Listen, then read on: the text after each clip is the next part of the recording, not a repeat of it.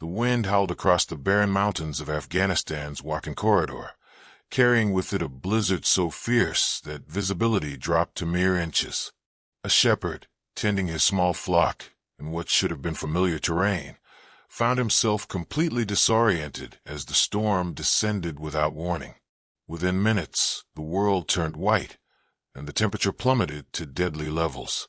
He called out for his sheep, his voice swallowed by the screaming wind, but only one remained close enough to follow. The rest had scattered into the white void, lost to the storm.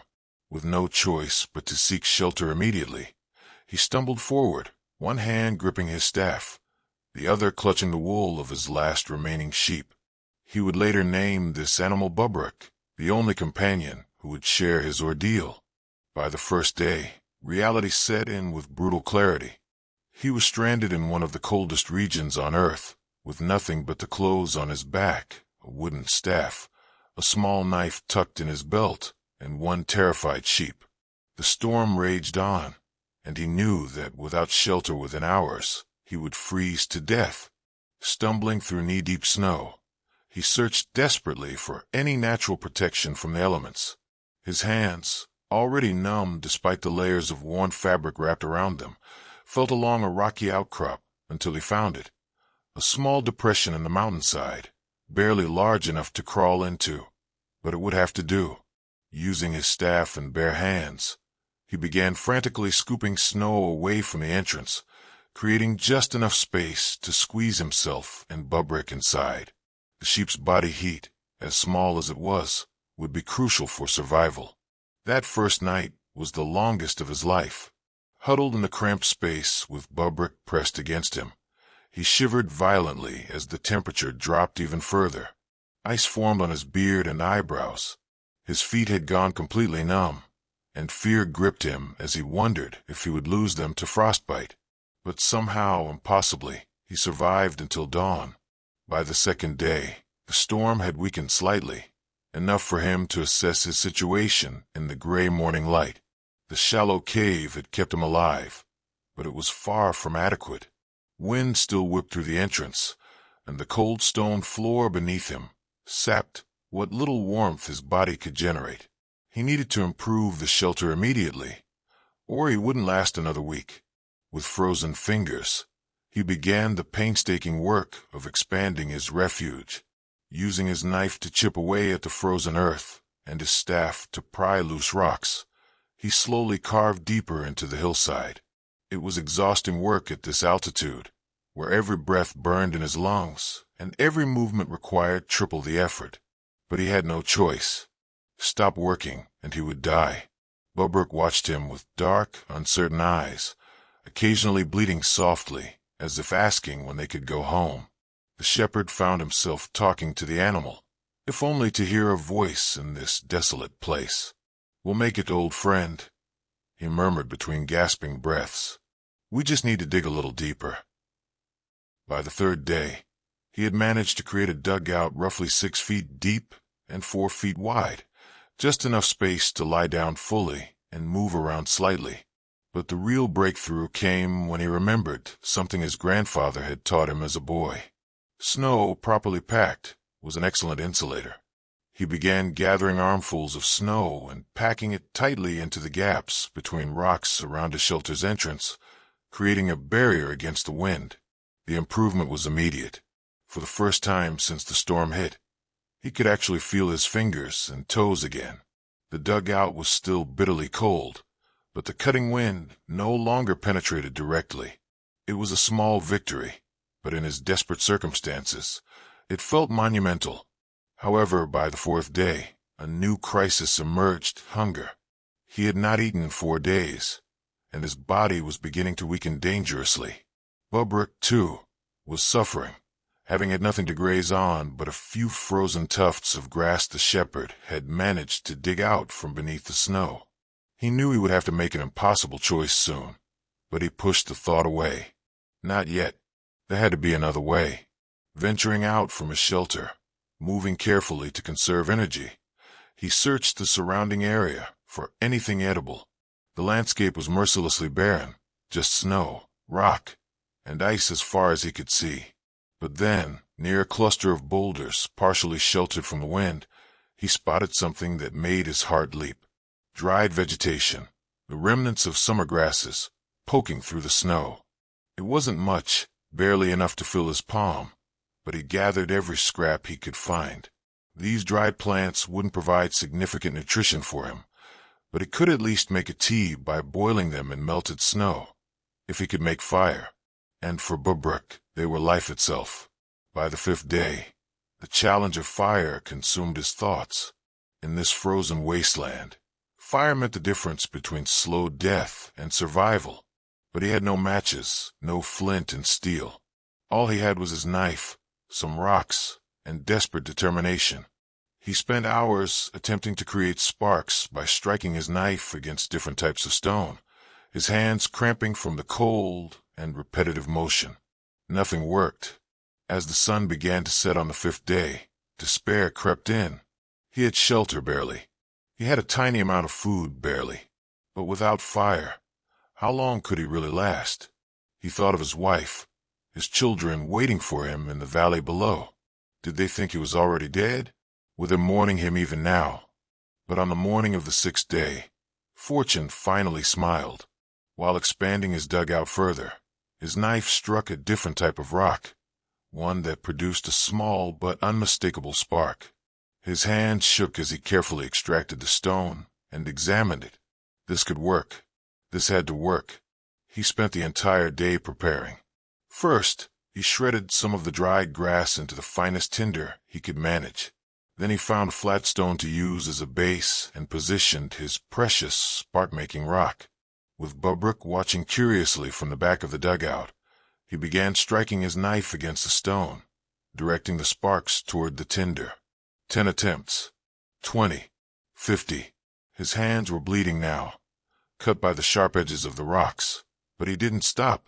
And then, on what must have been the 100th attempt, a spark landed perfectly on the tinder and glowed. He bent close, cupping his hands around it, and blew gently. The glow brightened. Another breath. A tiny wisp of smoke appeared.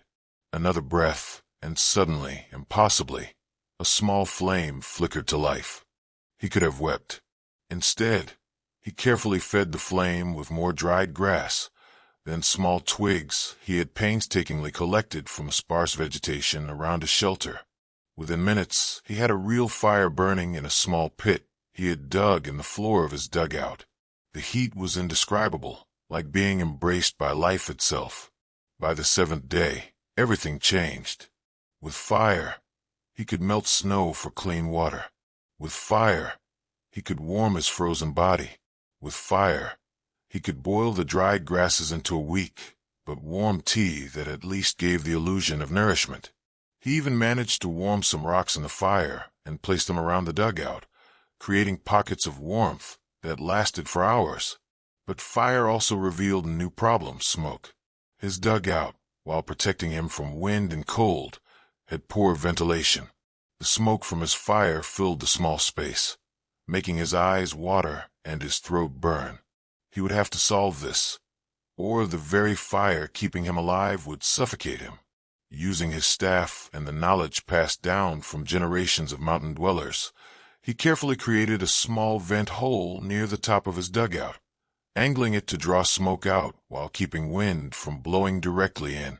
It took 3 attempts to get the angle right, but finally, the smoke began to flow upward and out, leaving the air in his shelter breathable. By the 10th day, he had established a routine.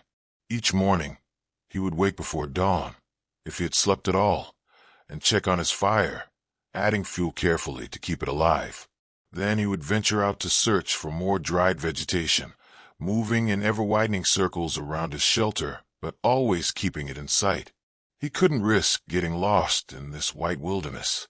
The hunger was becoming unbearable. The wheatgrass tea and occasional handful of frozen berries he managed to find were not nearly enough to sustain his body in these brutal conditions. He was losing weight rapidly, his clothes hanging looser each day. And Bubruk, too, was growing thinner, though the sheep seemed to find occasional bits of dried grass that the shepherd's eyes missed. By the 15th day, he made a grim discovery. While exploring a nearby ravine, he found the frozen carcass of a mountain goat, partially buried in snow. It had likely died in the same storm that had stranded him. The meat was frozen solid, but it was meat, real protein that could keep him alive. Using his knife, he hacked away portions of the frozen flesh and carried them back to his dugout. That night, he ate cooked meat for the first time in 2 weeks. The taste was unlike anything he had ever experienced. It wasn't just food. It was hope, energy, life. He rationed the goat meat carefully, knowing it might have to last him weeks or even months. Each day, he allowed himself just enough to maintain his strength, always saving some for tomorrow, always planning ahead. By the 20th day, his dugout had evolved into something more substantial. He had deepened it to nearly 8 feet, creating enough space to stand hunched over. He had lined the walls with flat rocks, which helped retain heat from his fire. He had even created a small alcove specifically for storing his precious goat meat, where the natural cold would keep it frozen and preserved. The entrance to his shelter was now a sophisticated affair, a tunnel of packed snow blocks that created an airlock effect, keeping the worst of the wind out while still allowing access. He had learned to read the weather, to know when storms were coming by the color of the sky and the behavior of the wind. This knowledge saved his life more than once, allowing him to gather extra firewood and hunker down before the worst hit. But perhaps the most important change was psychological. By the 25th day, something had shifted in his mind. He was no longer just surviving day to day in panic and desperation. He was adapting, learning, even planning for the long term. He had accepted that rescue might not come soon, that he might be here for the full 100 days of winter, and he was preparing accordingly. He had created a calendar of sorts, marking each day with a small notch on his wooden staff. 25 marks now, each one a victory, a day survived against impossible odds. He would talk to Babrook about his plans, about the improvements he wanted to make to the shelter, about the day when the snow would melt and they could finally make their way home. As he sat by his fire on the 25th night, gnawing on a small piece of goat meat and listening to the wind howl outside his insulated dugout, the shepherd allowed himself something he hadn't felt since the storm first hit: cautious optimism. He had made it this far. He had shelter, fire, food, and water. He had survived the impossible, and he would keep surviving, one day at a time, until he could return to his family. The wind carried a different sound on the morning of the 26th day. Not the howling scream of a blizzard, but a steady, relentless whisper that spoke of endurance rather than fury. The shepherd had learned to distinguish between the types of wind, the way a sailor reads waves. This wind meant clear skies, but brutal cold, the kind that could freeze exposed skin in minutes. He emerged from his dugout with purpose now, not desperation. His movements were methodical, efficient. First, check the fire, still burning good. Second, melt snow for water. The pot he had fashioned from a flat rock worked surprisingly well when heated gradually.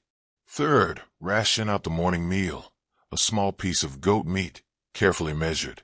Babrook bleated from inside the shelter, and he tossed the sheep a handful of dried grass he had collected the previous day.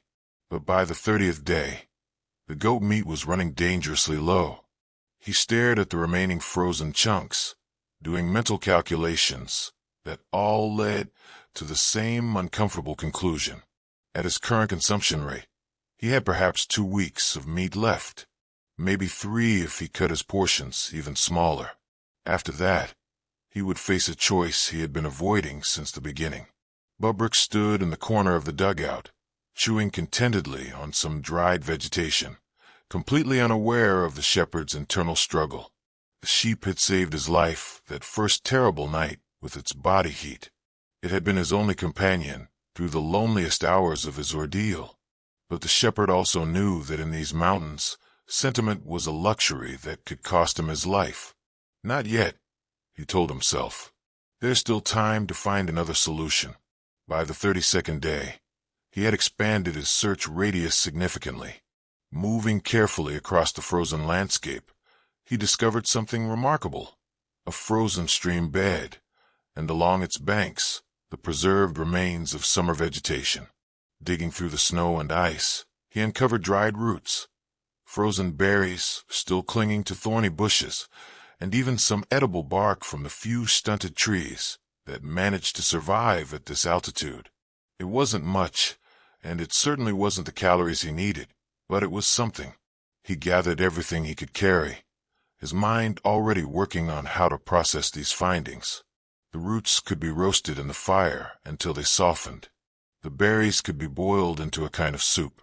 The bark could be ground between rocks and mixed with melted snow to create a paste that at least filled his stomach, even if it provided little nutrition.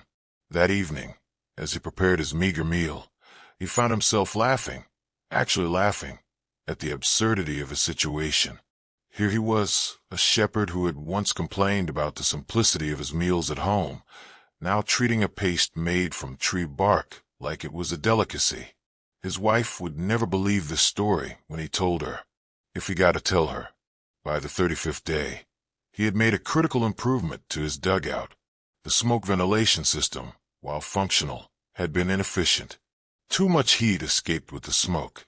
So he had spent 2 full days carefully constructing what his grandfather would have called a smoke baffle, a series of flat stones positioned to redirect the smoke while trapping heat inside the shelter. The difference was remarkable. The temperature inside his dugout rose noticeably, and he found he could maintain warmth with less firewood. This was crucial because gathering fuel was becoming increasingly difficult. He had already harvested all the easily accessible dried vegetation within a safe distance of his shelter. Now he was forced to venture further, sometimes spending half a day searching for enough fuel to last through the night. But the most significant change came on the 38th day, when he discovered the ice cave. While searching for firewood in an area he hadn't explored before, he noticed a dark opening in the side of a cliff face, partially obscured by snow. Approaching carefully, he found a natural cave, its interior sheathed in thick ice that sparkled in the dim light filtering through the entrance. The cave was much larger than his dugout, with a ceiling high enough to stand fully upright. The ice-covered walls seemed to glow with an otherworldly blue light, and most importantly, the temperature inside, while still freezing, was noticeably warmer than outside. The thick ice provided natural insulation, and the cave was positioned in a way that blocked the prevailing winds. He stood there for a long moment, his mind racing with possibilities. Should he abandon his dugout and move here? The cave was superior in almost every way. More space, better insulation, even a small pool of water that remained liquid despite the cold, fed by some underground spring. But it was also further from the areas where he had been finding food and fuel, and moving would mean transporting everything he had accumulated, including Bubruk, across treacherous terrain. By the 40th day, he had made his decision. He would maintain both shelters. The dugout would remain his primary residence. It was tried, tested, and he had invested too much work to abandon it. But the ice cave would serve as a backup refuge, and, more importantly, as a storage facility. The natural cold would preserve any food he found indefinitely, and its size meant he could stockpile firewood without worrying about space. He spent the next 3 days creating a trail between the 2 locations, marking it with cairns, stacks of rocks that would remain visible even in heavy snow. He carried his remaining goat meat to the ice cave, along with most of the dried vegetation he had collected. This way, even if something happened to his dugout, he would have supplies waiting in the cave. The work was exhausting at this altitude, and by the 43rd day, he was moving slower, his body clearly suffering from the extended period of inadequate nutrition. His clothes, which had once fit snugly, now hung on his frame like they belonged to someone else. He had punched new holes in his belt to keep his pants from falling down. His face, he knew without seeing it, must be gaunt, his eyes sunken, but his mind had never been sharper. Deprivation had stripped away everything except the essential drive to survive. He found himself solving problems with a clarity he had never experienced before. When his water melting pot cracked from repeated heating, he didn't panic.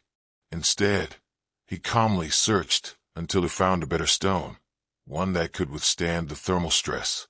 When his boots began to fall apart, he used strips of fabric torn from the inside of his coat to bind them together, sacrificing a layer of warmth on his torso to protect his feet. By the 45th day, he had developed an unexpected skill: ice fishing. The frozen stream he had discovered earlier had a section where the ice was thinner, kept that way by some quirk of the current beneath. Using his knife, he had laboriously chipped through the ice to create a small hole. Then, using a makeshift line made from threads pulled from his clothing and a hook fashioned from a sharp piece of bone, he sat for hours in the brutal cold, waiting. The first time he felt a tug on the line, his heart nearly stopped. With shaking hands, he pulled, and there it was, a small fish, barely the length of his hand, but alive and struggling. Real fresh protein. He could have cried with joy. That night, he roasted the fish over his fire, and the taste was indescribable. It wasn't just food. It was proof that he could still find new ways to survive, that he wasn't helpless against this frozen wilderness. The next day, he caught 2 more fish. The day after that, 3. He established a routine, spending several hours each day at his fishing hole, and the results were transformative. The fresh fish, combined with his carefully rationed goat meat and the forage vegetation, created a diet that, while far from adequate, at least stopped his body's rapid deterioration. By the 48th day, something unexpected happened. He woke to find the entrance to his dugout partially collapsed, snow and ice having given way during the night. For a moment, panic seized him. He was trapped, buried alive in his own shelter. But then his training as a mountain dweller kicked in. He knew never to panic underground. Panic used oxygen, and oxygen was precious. Calmly, methodically, he began digging upward with his bare hands, using his staff to probe for the surface. Bubruk, sensing his distress, bleated nervously but stayed out of the way. It took 2 hours of careful excavation, but finally, his hand broke through into open air. He widened the hole, pulled himself out, and then went back for Bubruk, lifting the sheep up and out to safety.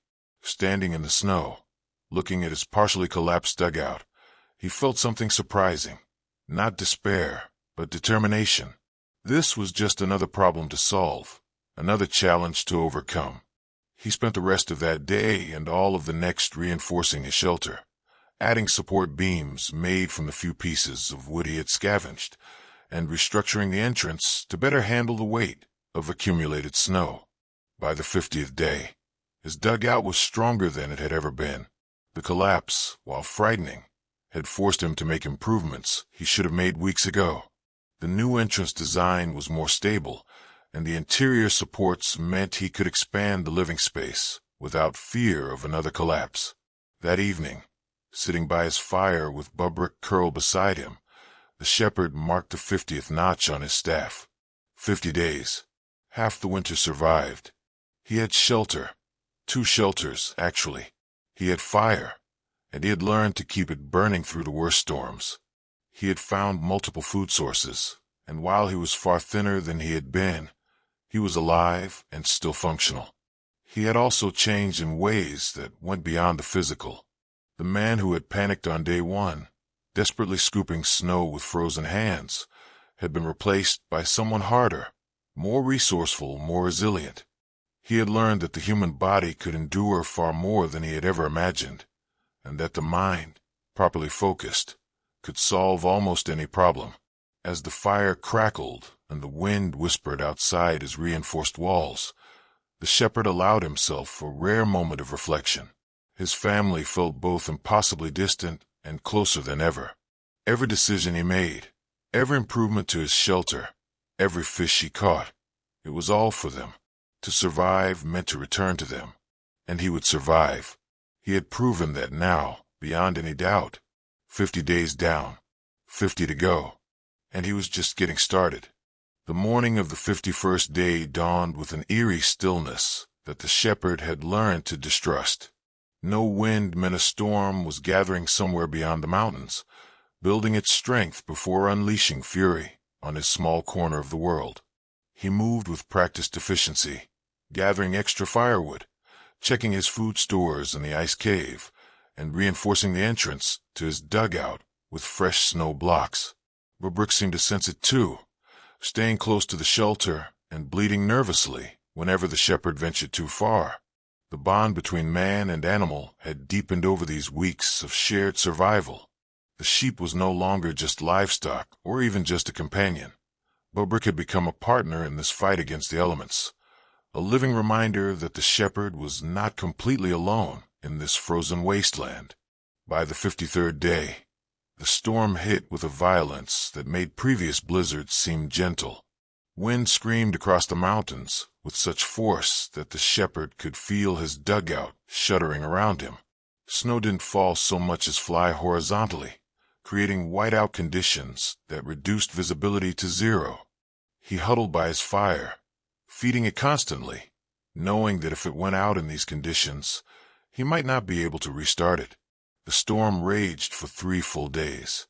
3 days during which he couldn't venture outside, couldn't check his fishing hole, couldn't gather more supplies. He and Bobrik were completely isolated, trapped in their underground refuge, while the mountain unleashed its rage above them. The shepherd rationed his food carefully, not knowing how long the storm would last, eating just enough to maintain his core temperature and keep his mind sharp. During those long hours trapped underground, he found himself talking to Bobrik more than ever, sharing memories of his family, describing his village in the valley, planning what he would do when, not if, but when, he finally made it home. The sheep would tilt its head as if listening, occasionally bleating in response, and somehow that simple interaction kept the shepherd sane. By the 57th day, the storm finally broke. The shepherd emerged into a transformed landscape. Snow had drifted into massive formations, some taller than a man, completely reshaping the terrain he had come to know. His carefully marked trail to the ice cave had vanished under fresh snowfall. Even some of his cairns were buried, and he spent the entire day re-establishing his navigation markers, working methodically to ensure he could find his way in this altered world. The fishing hole, predictably, had frozen over completely. He spent hours chipping through the new ice, his arms burning with exhaustion, until finally breaking through to the water below. His persistence was rewarded. That evening, he caught 4 fish, more than he had caught in a single day before. Perhaps the storm had driven them to this area, or perhaps he was simply getting better at reading the water. Either way, it was a victory he desperately needed. By the 60th day, he had made a discovery that would change everything. While exploring an area revealed by the storm's wind patterns, he found the remains of what must have been a shepherd's summer camp, probably abandoned decades ago. Most of it had rotted away or been scattered by wind and weather, but among the debris, he found treasures beyond measure. A rusted metal pot with only a small hole in the bottom, several lengths of rope that, while frayed, were still usable, and most precious of all, a tattered wool blanket. The blanket was frozen stiff and had holes eaten through it by time and moths, but it was still functional. That night, wrapped in the additional layer, the shepherd experienced the closest thing to warmth he had felt since the storm first stranded him. The metal pot, once he had patched the hole with a mixture of ash and clay heated in his fire, allowed him to boil larger quantities of water and cook more efficiently. But it was the rope that truly excited him.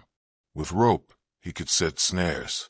With snares, he might catch small game, mountain hares, perhaps, or the rock partridges he occasionally saw flitting between boulders. He spent the 61st and 62nd days scouting the area, looking for signs of animal activity, learning the patterns of wildlife movement in this harsh environment. By the 64th day, he had set 6 snares in strategic locations, using techniques his father had taught him as a boy. He checked them every morning and evening, and while the first few days brought nothing, he remained patient. Hunting, like all survival, was about persistence and adaptation. The breakthrough came on the 67th day. He approached his third snare to find it had worked. A mountain hare, frozen in its final struggle. It was small, barely providing 2 meals worth of meat, but it represented something far more important than simple calories. It meant he was no longer purely at the mercy of his environment. He was hunting, actively procuring food, taking control of his survival rather than just reacting to circumstances. He reset the snare immediately and checked the others with renewed hope. 2 more had been triggered but were empty. Whatever had sprung them had escaped. He studied the mechanisms, made adjustments, learning from each failure. By the end of the day, his snares were more sophisticated, positioned better, set with greater skill. The next week brought a steady trickle of catches. Not every day, and never more than 1 animal at a time, but enough to supplement his fish and remaining supplies. He caught 2 more hares, and on the 71st day, a rock partridge, a prize that provided not just meat, but also feathers he could use for insulation in his boots and clothing. By the 72nd day, the shepherd realized something profound. He was no longer simply surviving. He was living. His dugout had evolved into a genuine home, with designated areas for sleeping, cooking, and storage. He had even created a small workspace where he could sit and work on projects, repairing his clothes, crafting better tools, processing the animals he caught. The ice cave, too, had become more than just storage. He had discovered that the constant temperature made it perfect for aging meat, and he had begun experimenting with preservation techniques. He would catch a fish or snare a hare, and instead of eating it immediately, he would hang it in the ice cave for several days. The cold and dry air preserved it while somehow improving the flavor. He had also begun to take pride in his surroundings. Using flat stones and what little wood he could find, he had created shelves in his dugout. His few possessions, the patched pot, his knife, the precious fire-making stones, his growing collection of useful items, scavenged from the old camp, were now organized rather than scattered. It was a small thing, perhaps meaningless in the grand scheme of survival, but it mattered to him. It was the difference between existing and living with dignity. By the 74th day, he had even begun decorating. Using charcoal from his fire, he had started drawing on the walls of his dugout. Simple images at first, just to pass the time during the long evenings. A sketch of Bobruk, a crude map of his territory. But then he had drawn his family, working from memory to capture his wife's face, his children's smiles. Looking at those images in the firelight, he could almost hear their voices, almost feel their presence. Bobruk had grown accustomed to this routine, seeming to understand that the drawings were important to the shepherd. The sheep would settle down quietly when the shepherd picked up his charcoal, watching with patient eyes as the images took shape on the stone walls. The 75th day arrived with clear skies and a sun that, while providing no real warmth, at least brightened the endless white landscape. The shepherd stood outside his dugout, looking at the world he had learned to navigate, the territory he had mapped and mastered. 75 days, 3/4 of the way through his ordeal. He was thinner than he had ever been, his body a collection of angles and sinew with no spare flesh remaining. His beard had grown long and wild, matted with ice. His hands were scarred and calloused, his face weathered by constant exposure to wind and cold. He looked, he imagined, like something from a legend, a wild man of the mountains, more spirit than human. But he was alive, more than alive. He was thriving in his own strange way. He had mastered fire and shelter. He had learned to fish through ice and hunt with snares. He had found ways to preserve food and stay warm. He had turned a desperate hole in the ground into a home, complete with art on the walls and a companion by his side. That evening, as he sat by his fire with Bobruk curled against him, the shepherd allowed himself to think about the future with real confidence. 25 days remained. Just 25 more days, and winter would begin to break. The snow would start to melt, revealing paths down the mountain. He would be able to make his way home, back to his family, back to his life. He had proven something to himself over these 75 days, something he could never have learned any other way. He had proven that the human spirit, when pushed to its absolute limits, could adapt, endure, and even flourish. He had proven that fear could be transformed into determination, that desperation could become resourcefulness, that loneliness could breed self-reliance. As the fire crackled and the familiar sounds of his mountain home settled around him, the shepherd marked the 75th notch on his staff. 3/4 done. The finish line was in sight, and he would cross it, returning home not as the same man who had been caught in that blizzard 75 days ago, but as someone fundamentally changed, harder, wiser, unbreakable. The mountain had tested him, had thrown everything it had at him, and he had not just survived, but prevailed.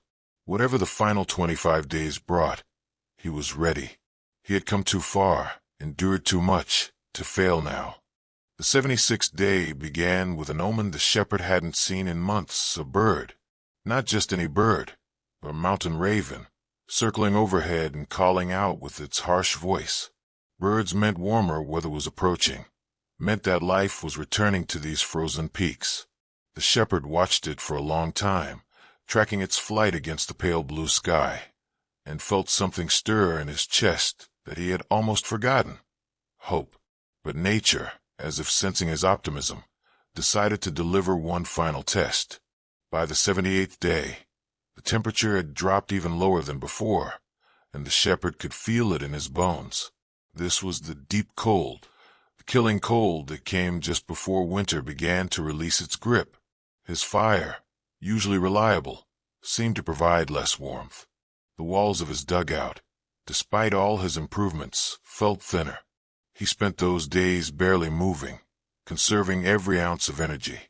Bobrik huddled close, both of them wrapped in the tattered blanket he had found, sharing body heat in the most primitive form of survival. He rationed his food even more severely, knowing that these final weeks would test everything he had learned. The fishing hole froze solid despite his best efforts to keep it open, and his snares caught nothing in the extreme cold. The animals had apparently retreated to whatever deep burrows allowed them to survive. By the 80th day, he was burning through his carefully hoarded supplies faster than anticipated. The firewood that should have lasted another month was dwindling. The stored meat in the ice cave was running low. For the first time since day 50, he felt the cold fingers of genuine fear touching his heart. Had he come this far only to fail now, with finish line in sight? But on the morning of the 82nd day, something changed. He woke to a sound he hadn't heard in what felt like a lifetime, the drip of melting ice. Just a few drops falling from the entrance of his dugout, but it was enough. The deep cold was breaking. Winter was beginning, ever so slowly, to loosen its grip. The temperature didn't warm dramatically. This was still one of the coldest regions on Earth, but it climbed just enough that the shepherd could venture out for longer periods without risking frostbite. He immediately set about replenishing his supplies, checking every snare, reopening his fishing hole, gathering every scrap of burnable material he could find. By the 85th day, his efforts paid off. He caught 3 fish in a single morning, and 2 of his snares delivered hares. It was a feast by his standards, and he allowed himself to eat more than usual, knowing his body needed the strength for what was coming. Because the truth was, even when winter broke enough for travel, he still faced a dangerous journey down the mountain. He would need every bit of strength and mental clarity to survive that final challenge. He spent the 86th and 87th days preparing for departure. He had been thinking about this constantly. How would he carry enough supplies for the journey? How would he navigate terrain he hadn't seen in months? How would he keep Bobrik safe during the descent? He fashioned a rough pack from his blanket and rope, loading it with dried meat, his precious fire-making stones, and the metal pot that had served him so well. By the 90th day, The signs of approaching spring were unmistakable. The sun hung in the sky longer each day. Patches of dark rock began appearing where snow had melted. He even saw more birds, 3 ravens now, and what might have been an eagle soaring high above the peaks. The world was waking up, and so was the possibility of rescue or escape. But the shepherd knew better than to rush. The mountains were still deadly, and overconfidence could kill him just as surely as the cold had nearly done. He spent the next several days scouting possible routes down, memorizing landmarks, planning his path with the same meticulous care he had applied to everything else. On the 93rd day, he made a decision that surprised even himself. Instead of leaving immediately, he spent the day improving his dugout one final time. He reinforced the entrance, stacked extra firewood inside, and left a cache of food in the ice cave. Why? Perhaps for the next traveler who might find themselves stranded here. Perhaps because this place, as harsh and unforgiving as it had been, had saved his life, and he wanted to honor that. He also spent time with Bubruk, grooming the sheep's matted wool, talking to the animal about their coming journey. The sheep had lost weight, just as the shepherd had, but it had survived, a testament to the resilience of mountain-bred animals. They would make this final journey together, just as they had endured everything else together. By the 95th day, conditions had improved enough that the shepherd felt confident about attempting the descent. But he delayed one more day, waiting for perfect weather. 96 days. 97. Each morning, he would check the sky, read the wind, and decide whether today was the day. And each morning, something, a hint of storm in the distance, a change in air pressure, told him to wait just a little longer. On the 98th day, he woke to the most beautiful sight he had seen in over 3 months. Clear skies, calm winds, and temperatures that, while still freezing, felt almost warm compared to what he had endured. Today was the day. He performed his morning routine one last time, tending the fire, melting snow for water, eating a careful portion of food. But there was a finality to these actions now. He was saying goodbye to this place that had been prison and sanctuary, enemy and home, all at once.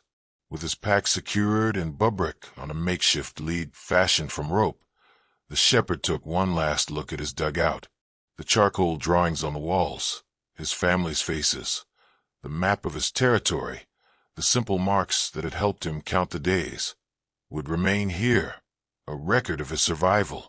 Future travelers might find them someday and wonder about the man who had created them. The descent began on the morning of the 98th day.